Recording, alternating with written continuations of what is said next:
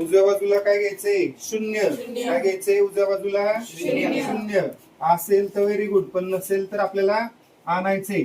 आता हे जे 3 आहे का नाही ते डाव्या बाजूला का उजव्या बाजूला आहे, म्हणजे इथं आणायचंय मला शून्य, तर हा 3 कुठे घ्यायला पाहिजे डाव्या बाजूला. मग किती येणार इथं सांगा, x वर्ग वजा 3 बरोबर 0. म्हणजे हा अधिक 3 आहे, डाव्या बाजूला आल्यावर काय होणार वजा 3. आता नीट लक्ष द्या रे, जर समजा वर्गमूळ 3 चा वर्ग जर मी केला तर मला काय मिळते, वर्गमुळाला वर्ग गेला किती आलं उत्तर 3. किती आलं 3. वर्गमुळाला वर्ग गेला किती आलं 3. म्हणजे मी 3 ची जी किंमत आहे ती वर्गमूळ 3 चा वर्ग लिहू शकतो. आलं लक्षात. त्याचं कारण असे लक्षात घ्या, वर्गमूळ 3 चा वर्ग याचा अर्थ उत्तर किती आलं 3 आलं. मग आता या ठिकाणी वर्गमुळाला वर्ग का गेला, कारण 3 चा घातांक वर्गमूळ म्हणजे किती असतो 1/2 आणि त्याचा वर्ग आहे. मग याचा अर्थ काय होतो 3 चा घातांक 1/2 गुणिले 2. मग हे 2 ला 2 गेलं, 3 चा घातांक किती आला 1, म्हणजे 3 किती वेळा आला 1 वेळा. आलं लक्षात. मग याच्यावरनं तुम्ही 3 म्हणजे काय लिहू शकता वर्गमूळ 3 चा वर्ग.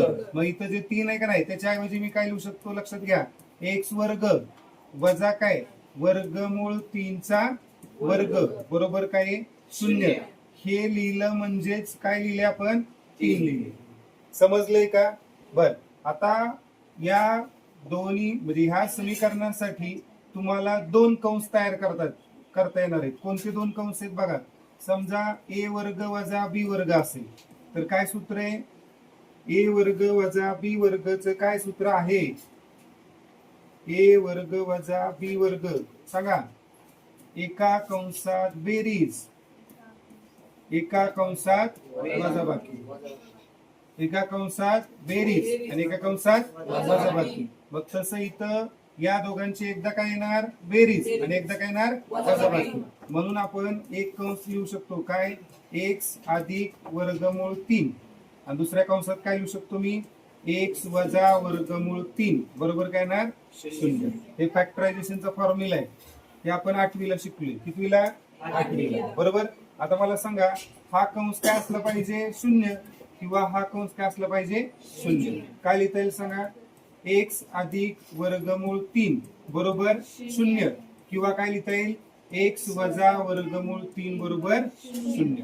मग आता सांगा हे अधिक आहे, पलीकडे गेला काय होणार वजा. मग x बरोबर किती येईल, हे अधिक आहे पलीकडे गेल्यावर वजा वर्गमूळ 3 आणि इकडच्या बाजूला काय येणार आहे x बरोबर अधिक वर्गमूळ 3. वजाचं काय होणार अधिक. मग रूट्स काय आले, रूट्स ऑफ इक्वेशन आर काय x बरोबर वर्गमूळ 3 और x बरोबर किती वजा वर्गमूळ 3. हे 2 रूट्स त्याचे असणार आहे.